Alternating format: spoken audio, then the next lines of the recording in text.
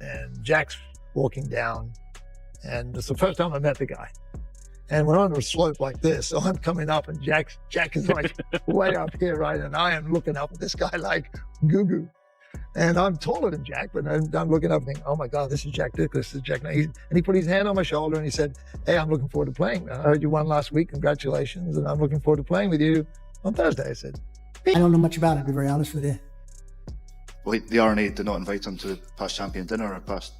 I really don't know anything about what they... The Saudi-backed golf league has been turning the sport upside down for a while now. Ever since it burst onto the scene, it has sparked non-stop debate between its supporters and die-hard PGA loyalists. And even now, there's no real end in sight to this rivalry. But just when things seemed to settle into a familiar pattern, the drama took a sharp turn. Reports claim GregNorman has publicly taken aim at his longtime mentor and golf icon Jack Nicklaus, even going as far as to call him a hypocrite.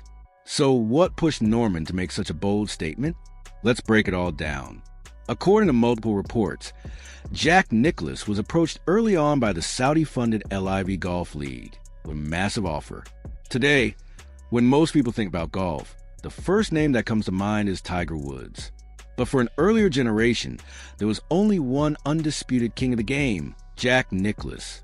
His legacy is unmatched, his influence undeniable, and his name is forever etched into golf history as one of the greatest to ever play the sport.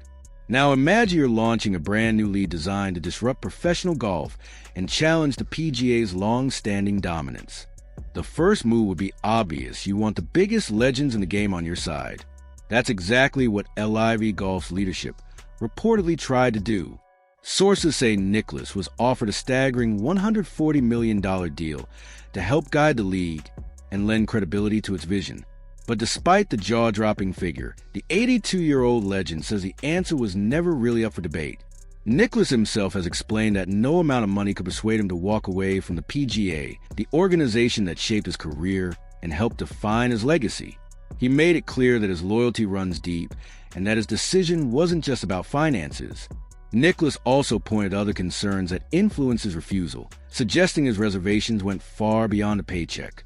While critics continue to question the league's funding and motives, Nicklaus's stance sent a clear message. His heart belongs to traditional golf. For him, something simply can't be bought. Jack Nicklaus and the PGA are inseparable. It's more than history, it's part of who he is. This up with a couple of words. First of all, GregNorman is an icon in the game of golf. Okay? He's a great player. We've been friends for a long time. And regardless of what happens, he's going to remain a friend. And unfortunately, he and I just don't see eye to eye in what's going on. I'll basically leave it at that. Okay? After all, Jack Nicklaus played a massive role in shaping the PGA Tour and helping turn it into what it is today. Walking away from that relationship so late in his career would have made little sense and could have even placed a shadow over his legendary legacy. For Nicklaus, loyalty and history mattered far more than money. But this is where the story takes an interesting turn. When Nicklaus reportedly declined the offer from the Saudi-backed LIV Golf League, the organization turned to another golf icon, GregNorman. Norman ultimately became the CEO of the entire operation. A legend in his own right, Norman has remained a constant headline maker since taking charge of LIV Golf, with nearly every decision and public statement sparking debate. The controversy intensified when Norman spoke to the Washington Post ahead of LIV Golf's first event. In that interview, he challenged Nicklaus's version of events, claiming it wasn't entirely accurate. According to Norman, Nicklaus wasn't fully opposed to the idea of the new league in its early stages. Norman went as far as suggesting that Nicklaus either had a short memory or was being hypocritical strong words aimed at one of the most respected figures in the sport. Norman also alleged that Nicklaus had attended an early presentation about the league and even offered positive feedback. He claimed Nicklaus once suggested that the new tour could actually be good for golf, arguing that the PGA's long-standing dominance had made the sport less exciting for fans. These statements, however, represent Norman's side of the story and should be viewed as a perspective rather than confirmed fact. Still, the public clash between these two golf legends added fuel to an already intense rivalry between LIV Golf and the PGA Tour. Seeing GregNorman openly criticize his former mentor left many fans stunned. Even those who support LIV Golf question whether attacking a respected figure like Nicklaus was the right way to promote the new league. Turning against someone who once supported your rise in the sport is a bold and risky move. That said, controversy has followed GregNorman for much of his tenure as LIV Golf's leader. Since stepping into the role, he's earned a reputation for being outspoken and combative when defending the league. Reports suggest he has clashed with journalists over difficult questions and hasn't hesitated to call out PGA icons he once admired.